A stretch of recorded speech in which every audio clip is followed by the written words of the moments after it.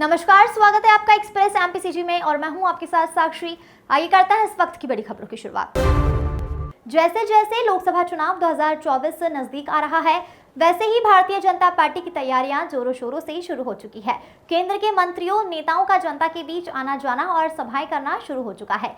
चौक चौराहे पर भारतीय जनता पार्टी के प्रचार प्रसार में झंडे और पोस्टर लगना शुरू हो चुके हैं।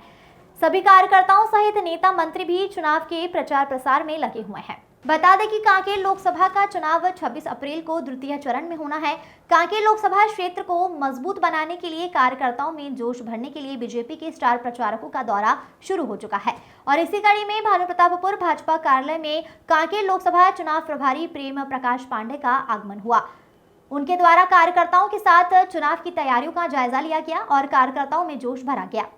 रिपु दमन सिंह बेस की रिपोर्ट।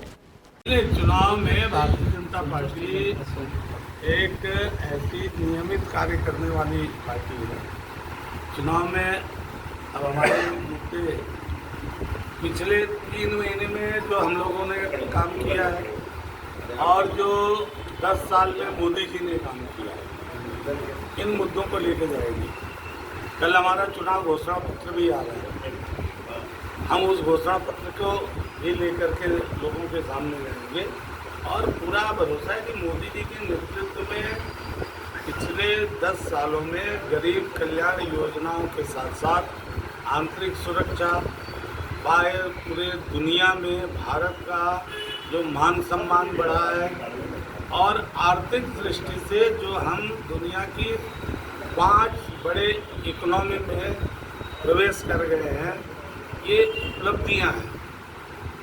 जहाँ सांस्कृतिक उत्थान की बात करें तो अयोध्या में राम मंदिर बनाया है, वहीं अयोध्या में नहीं बल्कि यूएई में भी जाकर के हमने वहाँ पर सनातन धर्म के वहाँ पे भी मंदिर का निर्माण किया है। ये हमारा सांस्कृतिक उत्थान है।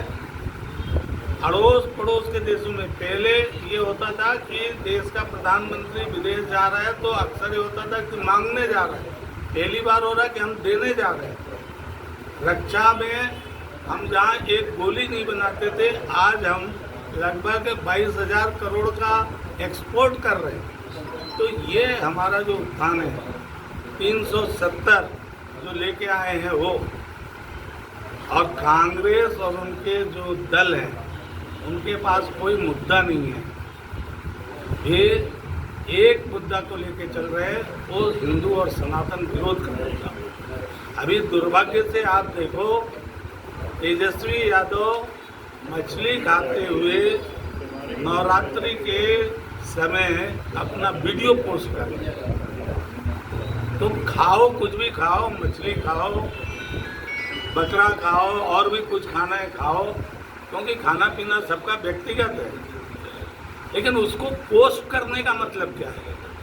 तो पोस्ट करने का मतलब है कि जिस नवरात्रि में सनातन धर्म के लोग लहसुन प्याज अच्छे खाने वाले जो नॉनवेज खाते हैं वो भी छोड़ देते हैं, तो एक तरह से ये चिढ़ाने की नीयत से तो जो पूरा उनका गठबंधन है कांग्रेस और उससे जुड़े हुए लोग, वह किस तरीके से बहुसंख्यक समाज, सनातन हिंदू समाज को अपमानित कर सके, कैसे उनको चिढ़ा सके, ये शुरू से उनकी नीयत रही है और उसी के उद्देश्य से ये सब किया जा रहा है।